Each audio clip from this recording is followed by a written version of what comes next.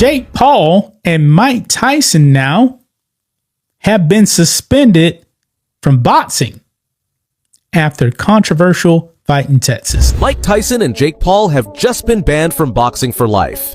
And honestly, who's surprised? They've committed the ultimate betrayal, scamming the most passionate audience in sports, boxing fans. These fans won't stand by while they rake in millions for what many are calling a scripted circus. The whole thing was scripted. The whole thing was just a money grab. And for a lot of us that love Mike, and despite what he said in that interview with the girl about the legacy, we love him and his legacy. And we didn't like what we saw last night. What we saw last night seemed like something that very much tarnished his legacy. Sure, this might not faze Tyson too much. He's retired anyway. But Jake, he's in deep trouble. His entire career is teetering on the edge, and there's no coming back from this. That so-called win came at a price he wasn't prepared to pay. The damage is done, and if only Jake had considered the consequences beforehand. Tyson versus Jake Paul just got Netflix sued. And here we are, watching Jake scramble to piece together his shattered reputation. It's a classic case of crying over spilled milk, but the jug is empty and no one's left to care. Many are upset over the Jake Paul and Mike Tyson fight, with some people claiming that it was rigged because many people bet a lot of money and they lost a lot of money.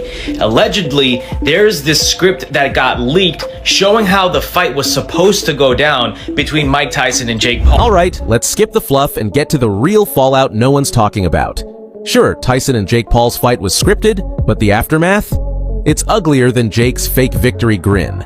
Behind the scenes, major sponsors are bailing faster than you can say career suicide.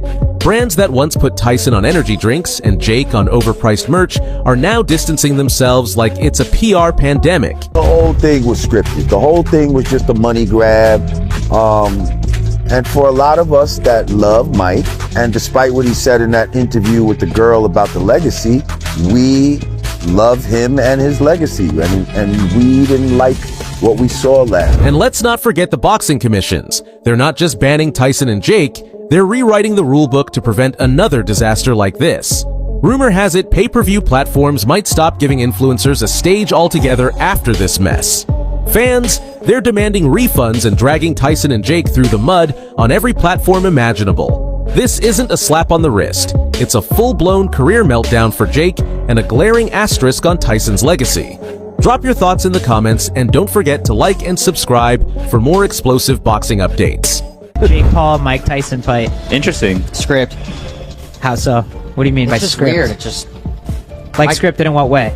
no, I don't know. I actually really like Jake Paul. It just seems so it's odd, bro. The timing. It's the timing. I mean, He it's fights obviously odd. No, he fights two no names, beats them both. Wondering how the boxing community reacted?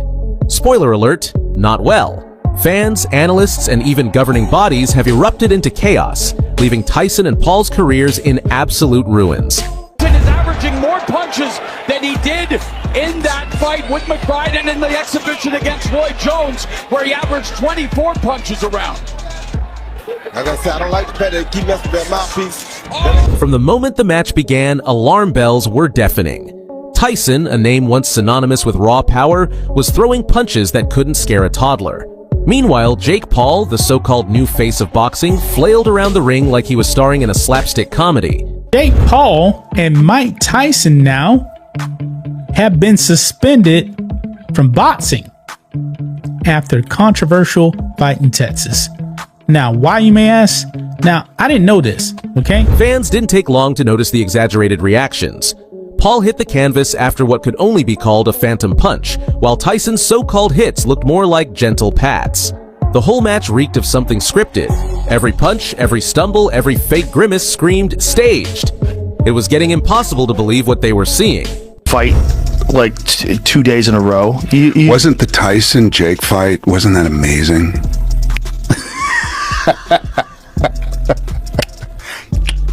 Yeah.